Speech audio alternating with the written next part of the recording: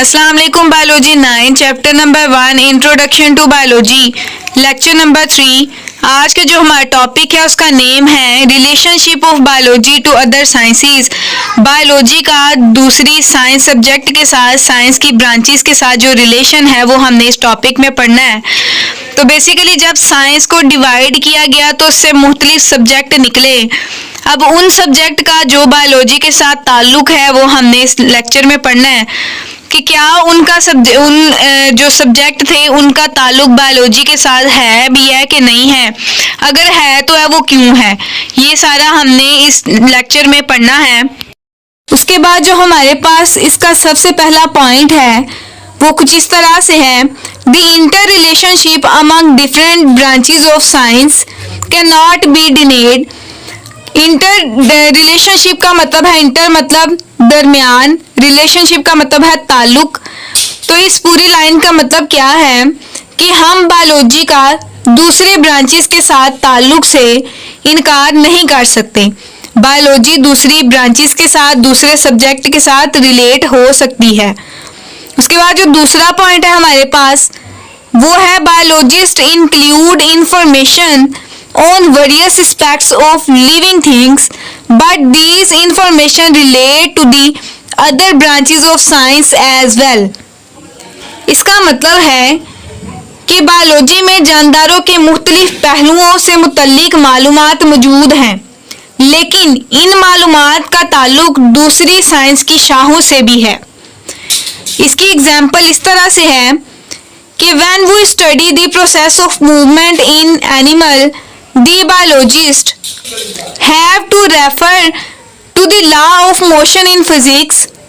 इसका मतलब है कि जब जानदारों में हरकत के अवामिल का मुतालिया करते हैं बायोलॉजिस्ट, साइंसदान, तो बायोलॉजिस्ट को जानदारों को रेफर करना पड़ता है कि ये किसके अकॉर्डिंग मूव कर रहे हैं, लॉ ऑफ मोशन के मुताबिक मूव कर रहे हैं, हरकत के कवानीन के मुताबिक ये मूव कर रहे हैं जो कि फिजिक्स में है।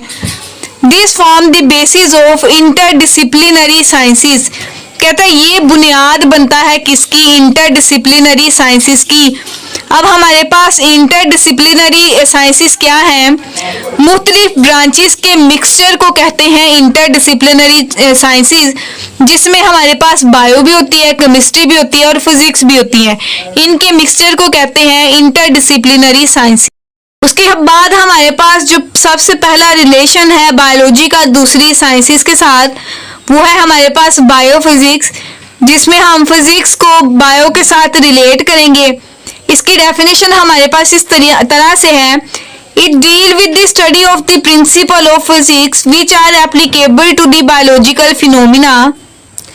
बायोफिजिक्स में हम फिजिक्स के असूलों को पढ़ते हैं और वो असूलों को पढ़ते हैं जो कि एप्लीकेबल हैं हमारे पास बायोलॉजिकल फिनोमिना से। कि हमारे पास एग्जाम्पल इस तरह से है कि हमारे पास दो तरह की चीज़ें हैं, एक फिजिक्स से रिलेट करती है और दूसरी हमारे पास बायोलॉजी से रिलेट करती है।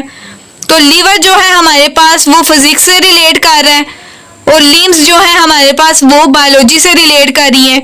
बेसिकली हमारे पास जो काम है लीवर और लिम्स का, इसका काम ये है कि हरकत प्रोवाइड करना, मूवमेंट करना। लेकिन ये बायोफिजिक्स में बात की जा रही है तो हम लिम्स को लीवर के साथ रिलेट कर रहे हैं कि लिम्स का भी क्या काम होता है, हरकत करना, और लीवर का भी क्या काम होता है, हरकत करना।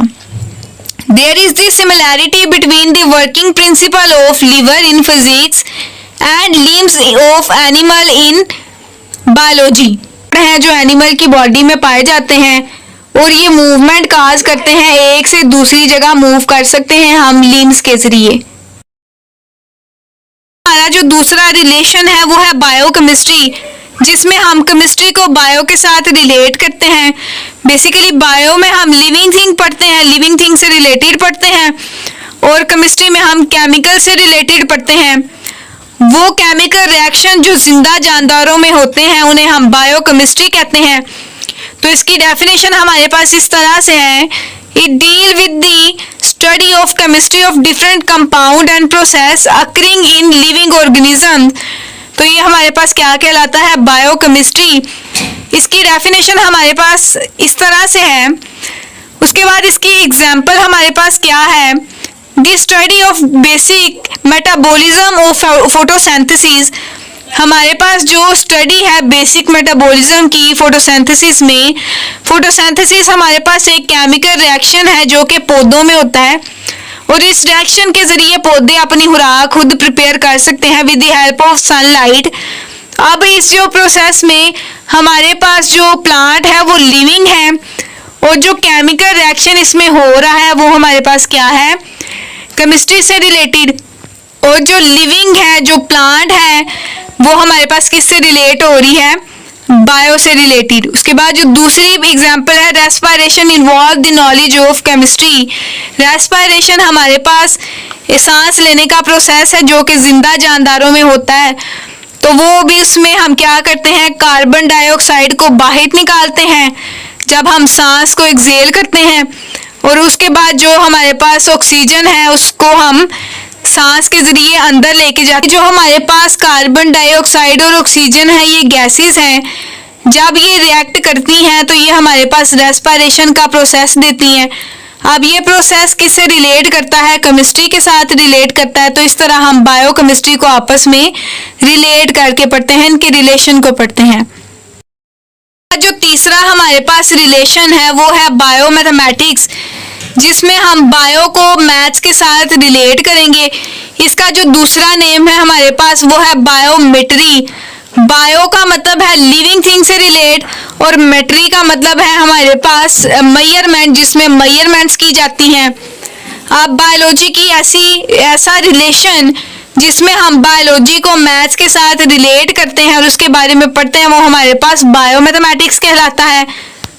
इसकी डेफिनेशन इस तरह से है, it deal with the study of mathematical processes using mathematical techniques and tools. हमारे पास mathematical techniques and tools operation है जिसमें हमारे पास प्लस माइनस डिवाइड आता है। इनको यूज करके हम किसी भी बायोलॉजिकल प्रोसेस को सॉल्व कर सकते हैं, बायोलॉजिकल प्रॉब्लम को सॉल्व कर सकते हैं। इसकी एग्जांपल हमारे पास क्या है, To analyze the data gathered after experimental work, biologists have to apply the rules of mathematics. हमारे पास कोई भी एक्सपेरिमेंटल वर्क है तो उसको हम प्लस करके, उसको हम इकट्ठा करके प्लस करके तो हम उसका रिजल्ट निकाल सकते हैं, उसको सिंप्लीफाई कर सकते हैं। और इस रिलेशन के जरिए से ज़्यादातर बायोलॉजिकल प्रॉब्लम्स को हल किया जाता है जिसमें मैथ्स के रूल को फॉलो किया जाता है। इसकी सिंपल सी एग्जांपल और भी है कि अगर हम अपने बॉडी वेट को देखें तो हमारी जो बॉडी है वो क्या है, बायो से रिलेट कर रही है, लिविंग बॉडी है, और जो हमारा वेट है वो हमारे पास मैथमेटिक्स है, एक मैथ्स है जिसमें हम मैथ्स के जरिए से बायोलॉजी को रिलेट करते हैं आपस में। जो हमारा अगला रिलेशन है वो है बायोजियोग्राफी। बायो मीन्स लिविंग, जियो मीन्स अर्थ, ग्राफी ग्राफ से रिलेटेड है।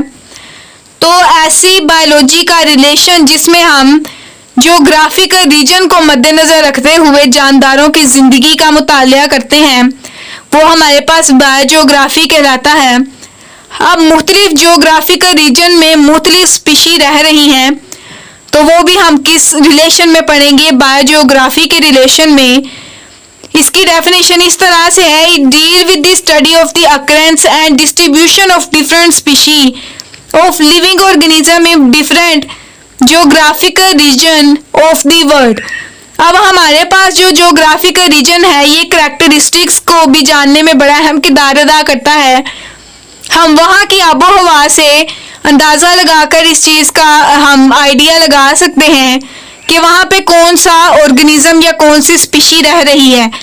जैसे कि हमारे पास पोलर बियर की एग्जांपल है कि पोलर बियर के बारे में मशहूर है कि वो सर्दी के मौसम में रहते हैं, सर्द एरिया में रहते हैं।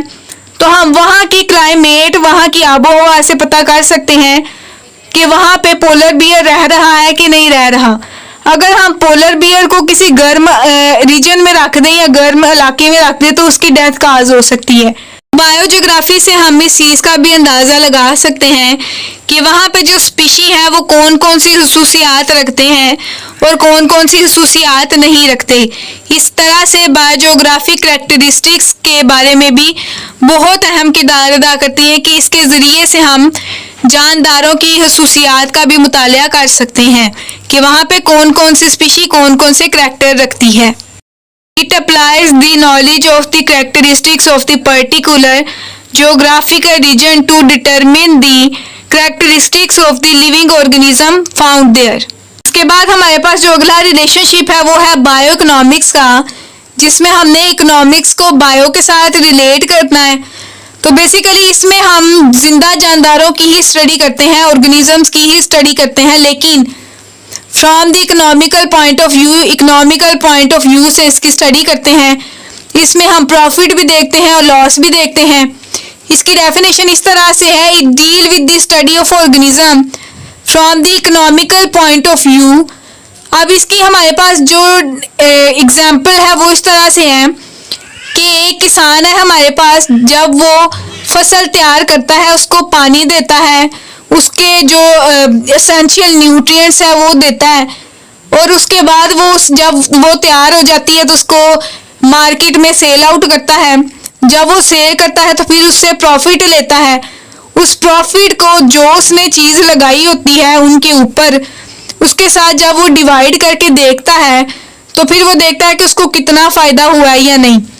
फिर उस फायदे को वो पूरे साल के प्रॉफिट के साथ और पूरे साल की जो उसने चीज़ें उसके ऊपर लगाई होती हैं उसके साथ जब वो डिवाइड करके देखता है तो फिर वो इस चीज़ का अंदाज़ा लगाता है कि उसको नुकसान हुआ है कि फ़ायदा हुआ है। उसके बाद इसकी एग्जांपल इस तरह से है, the cost value and profit value of the yield of wheat can be calculated through bio economics and benefit और लॉसेस कैन बी डिटरमिन।